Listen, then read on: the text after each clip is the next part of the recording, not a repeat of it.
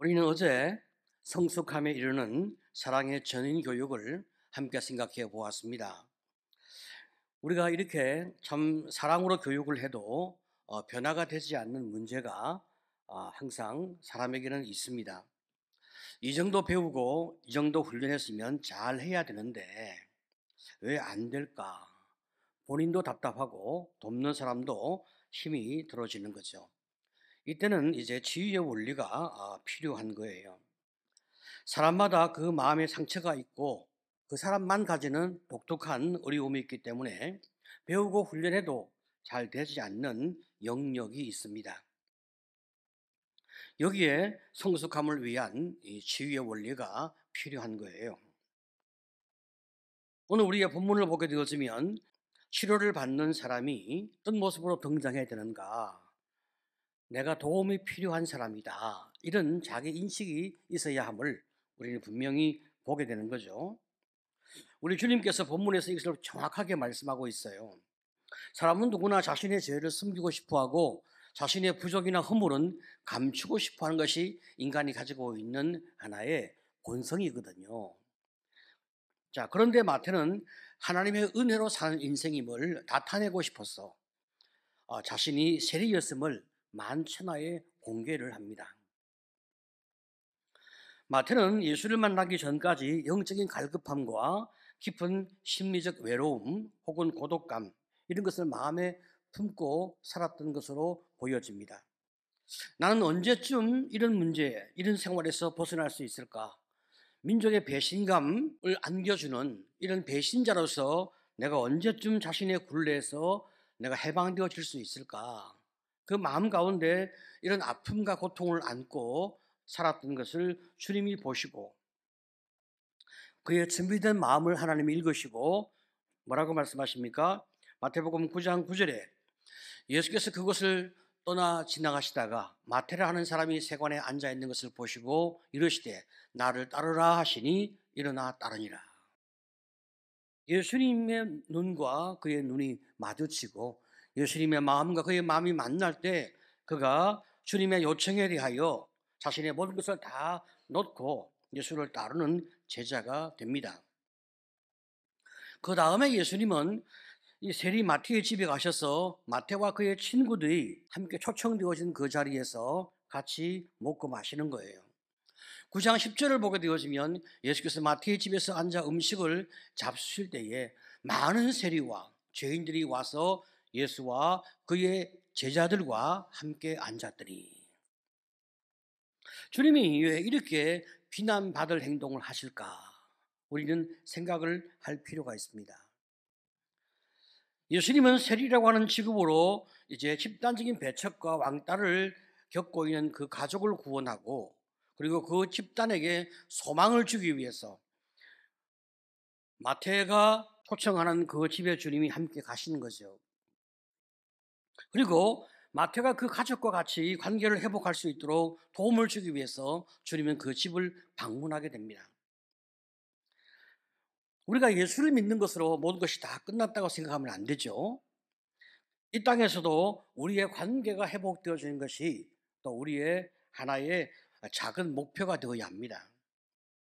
하나님이 기뻐하시는 성숙한 삶을 내가 잘 살아내면서 내가 과거에 그렇지 못했던 우리의 가족과 혹은 내 주변의 모든 관계 속에서 내가 점점점 관계를 회복해 가는 것이 사명인 것을 우리가 기억해야 되는 거죠. 주님은 그의 가정에 가셔서 그 동네에서 그 집을 구원하고 그의 가족의 관계를 회복시켜 주는 거죠. 이로써 이제 이 가족의 자아상이 높아지는 결과가 따라오게 되는 거죠. 우리 개인의 자아상은 가족의 자아상과 연결되어 있거든요. 우리 주님께서 이제 그 집에 가서 함께 먹고 마시면서 세리 마태의 위상을 높여주고 그 가족의 자아상을 높여주면서 그 가족들이 예수님을 보고 세리가 이 마태가 예수의 뒤를 따르는 그의 제자가 되는 것을 환영하고 이제 인정해주고 그 사역을 돕는 이 역할을 하게 하는 거예요. 자, 그런데 여기에 초청받지 않는 불청객이 등장하게 됩니다. 이 사람들은 바리새인이죠. 그들은 예수님께서 이제 식사하고 있는 그 장면에 대해서 직접 말은 하지 못하고 이제 제자를 불러서 추궁을 하는 거예요. 지금 여러분 생각해 보세요. 지금 예수님께서 잔치를 지금 함께 만들어서 먹고 마시는데 옆에서 큰 소리로 지금 말하고 있습니다. 다 주님 들으라고 이야기하고 모든 사람 다 들으라고 이야기하는 거예요. 9장 11절에 바리새인들이 보고 그의 제자들에게 이르되 어찌하여 너희 선생은 세리와 죄인들과 함께 잡수시느냐. 유대인들 사이에서는 말이죠, 죄인들에 대한 자기들만의 규율이 있었어요. 죄인들과 같이 먹지 말 것, 죄인들의 물건을 사지 말 것, 죄인들의 집에 들어가지 말 것, 이런 분명한 그들만의 지침이 있는 거예요. 특별히 이 바리새인들은 이 죄인들과 자신의 삶을, 자신의 어떤 모습을 굉장히 차별화하면서 자기 자신을 어렵게 만들고 어렵게 여기는 그런 모습이 있는 사람들이 바리새인들이었습니다. 그런데 예수님께서 의로운 자기들의 편에 서지 아니하시고 죄인들, 세리와 함께 식사를 하고 있으니까 그냥 둘 수가 없잖아요. 예수님 들으라고, 모든 사람 다 들으라고 큰 소리로 바락바락 외치는 거예요. 어찌하여 세리와 죄인들과 함께 먹는가? 예수님에게 모욕을 주고 모든 사람에게 모욕을 주기 위해서 지금 그들은 집단적으로 와서 항의를 하고 있습니다. 여러분, 마귀는 말이죠, 지독하게 우리의 상처를 늘 후벼 팝니다. 지금 예수님께서 세리 마태의 상처를 만지고 그 가족의 상처를 만져주는 이 자리에서 지금 마귀의 앞잡이였던 이 바리새인들은 끝까지 마태와 그 가족을 짓밟으려 하는 거예요. 자, 이로 인하여 마태가 어려워지는 것이 아니라 오히려 더 온전한 회복을 얻는 축복을 누리게 되는 거죠.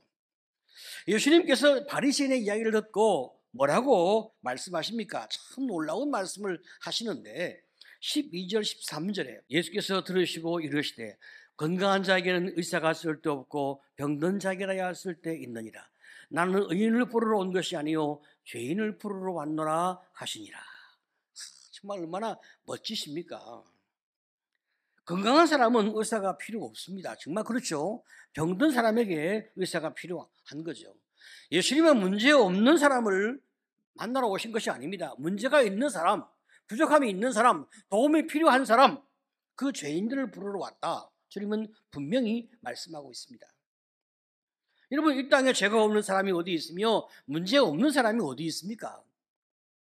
다만 자신이 죄가 없다고, 문제가 없다고 자기를 숨기는 그런 어리석은 죄인이 있을 뿐인 거죠. 자신의 병을 모르고 자신의 죄를 감추려고 하는 그런 어리석은 사람이 있을 뿐입니다. 예수님은 유머를 통하여 혹은 이제 간접적인 말씀을 통하여 지금 바리새인의 약점과 그 무지함과 어리석음을 책망하고 있습니다.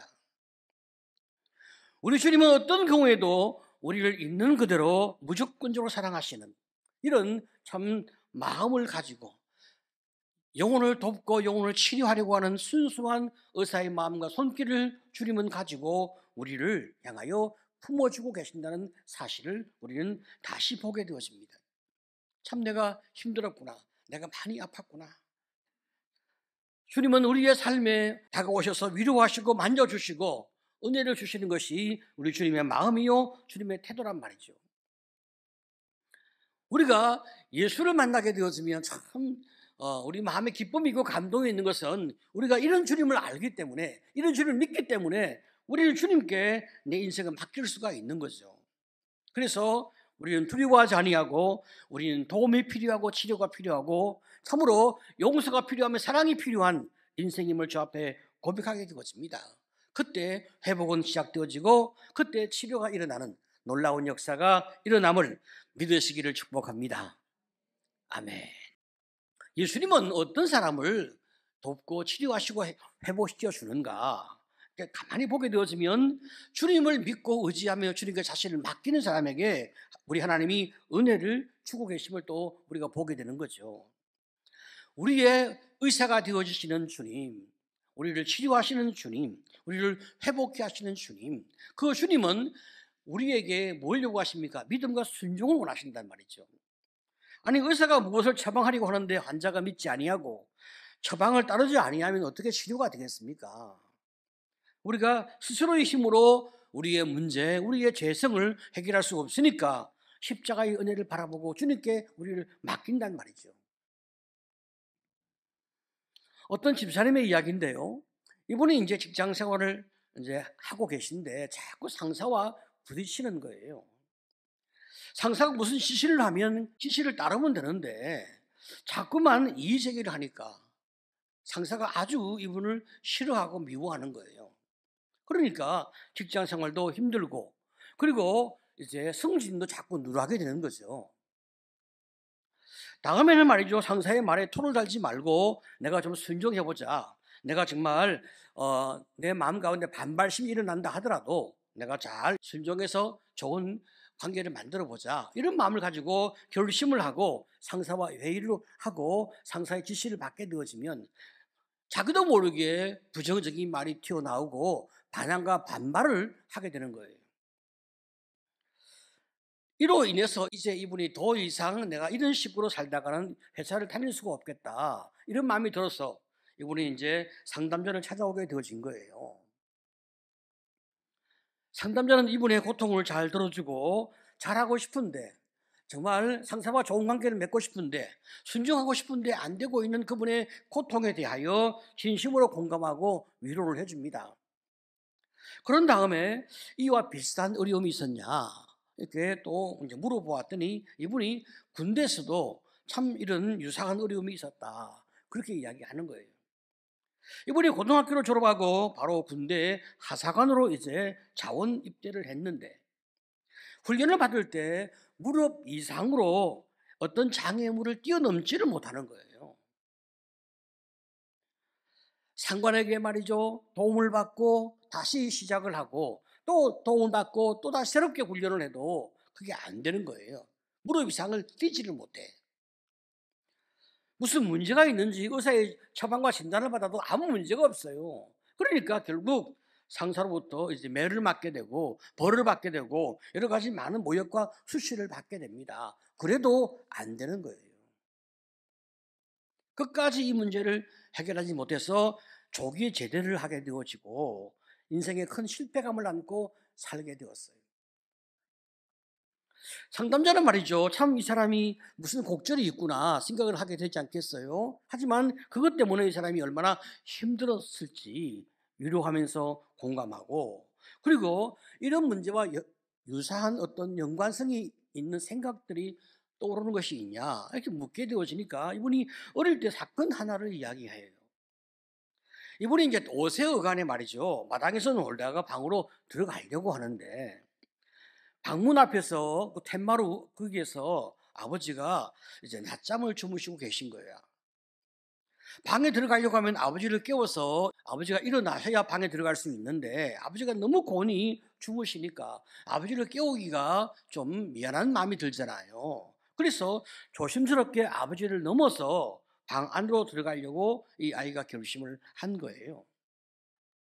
그리고 이제 아버지를 넘어가려고 하는 바로 그 순간에 아버지가 눈을 딱 뜨신 거예요.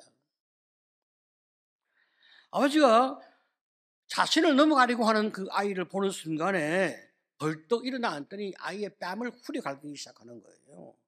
그리고 눈에 보이는 대로 닥치는 대로 아이를 팹니다.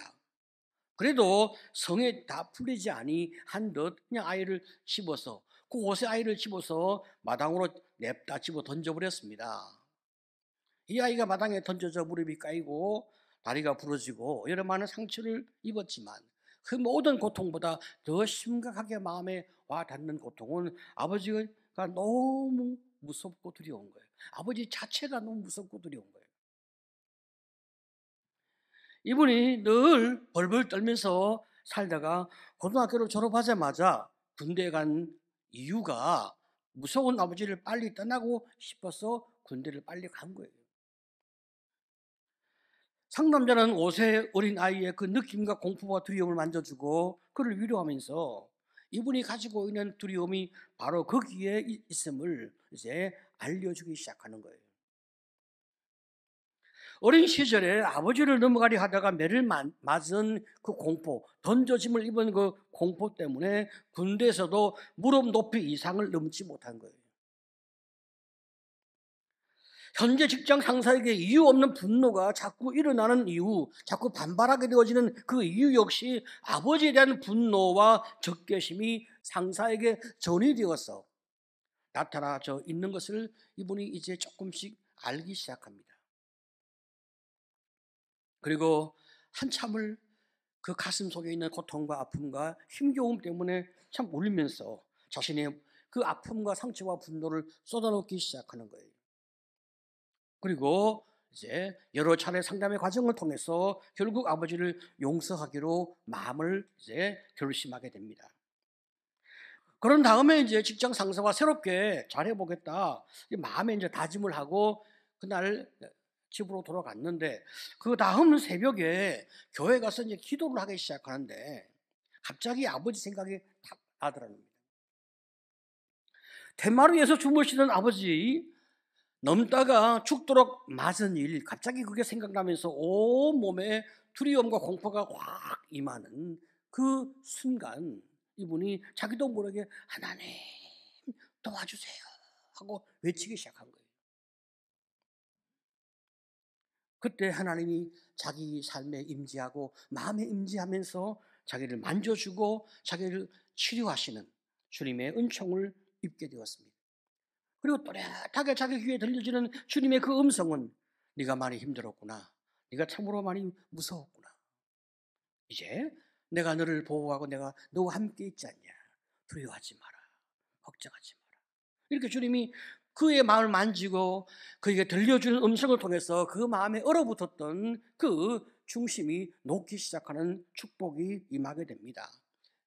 그러면서 이제 어제 상담 시간에 자기가 분명하게 아버지를 용서하겠다고 선언하면서 용서를 선포했던 그 말들이 기억이 나면서 이제는 더 이상 내가 아버지를 붙잡고 살지 말아야 되겠다 이런 생각이 들면서 아버지를 용서하고 진짜 마음에서 놓아드리는 이런 결단이 일어나게 되는 거예요. 아버지에 대한 분노와 상처와 아픔들이 다 씻겨지면서 용서로 그 아버지를 떠나보내고 난 다음에 그 마음 가운데서 일어나는 깊은 평안이 이분의 마음에 이제 자유와 회복을 안겨주기 시작했습니다. 그리고 참 신기하고 놀랍게도 직장 상사에 대한 반발심이 싹 사라지는 거예요. 그리고 회의할 때 싱글벙글 웃으면서 기쁜 마음으로 회의에 임하고 그리고 상사의 그 말과 의도가 무엇인지 잘 이해하고 또 순종할 뿐 아니라 그보다 더 일을 잘 처리해내는 실력이 나타나기 시작했습니다. 어떤 일을 할 때 내가 두려워하고 무서워하고 추첨했던 그 모든 것들이 아버지로 말미암아 그 아버지로 인한 그 두려움 때문에 내 삶에 일어난 공포였구나. 이것을 이분이 깨달아가면서 과거를 놓고 그리고 하나님이 주신 능력과 은혜와 그 지혜로 현재를 자신감 있게 살아가는 그리고 미래를 향하여 한계를 넘는 도전을 계속 결심해 나가는 이런 삶의 성숙이 계속 일게 되어진 거예요. 여러분 우리가 성숙하기 위해서 우리의 삶이 자유로워야 합니다. 과거의 상처에서 자유로워야 하고 현재 죄와 아픔과 고통에서 우리가 자유로워야 하고 그리고 내가 배우고 알아도 잘 되지 않는 문제가 무엇인지 잘 구분해서 그 문제로부터 도움을 받아서 우리가 또 그 문제에서 해방이 되어지는 은혜가 있어야 내가 그 어떤 것에서도 두려움이 없는 멈춤이 없는 내 삶의 이 행복을 맛볼 수가 있습니다. 우리 하나님은 우리가 과거의 상처와 두려움에서 자유하기를 원하시고 현재 모든 죄에서 용서되었음을 우리가 알기를 원하시는 거죠. 그래서 과거에서 우리가 해방되어지고 현재에서 우리가 모든 우리의 그 발목을 잡고 있는 것들에서 다 우리가 끊어내는 그런 해방감을 누리면서 미래를 향하여 하나님을 향하여 사랑을 향하여 영혼을 향하여 우리가 도전하고 멋지게 살아가는 그런 삶의 길을 걷는 것 우리 주님이 너무나 우리에게 축복하고 싶어 하시고 또 원하시는 것들이거든요. 하나님은 우리가 주님의 사랑과 은혜와 축복 가운데서 행복하게 살기를 원하시고 더 멋진 인생의 길을 걷기를 원하신단 말이죠. 나도 그렇게 살고 싶은데 잘 되지 않는 문제가 있다. 그것이 무엇이겠어요? 그걸 찾아내서 주님께 가지고 나와 은혜를 구하고 회복의 과정을 통해서 내가 성숙함의 길을 갈 수 있도록 하나님 나를 축복해 주시옵소서. 이 은혜가 바로 여러분 모두에게 은혜가 되시기를 간절히 축복합니다.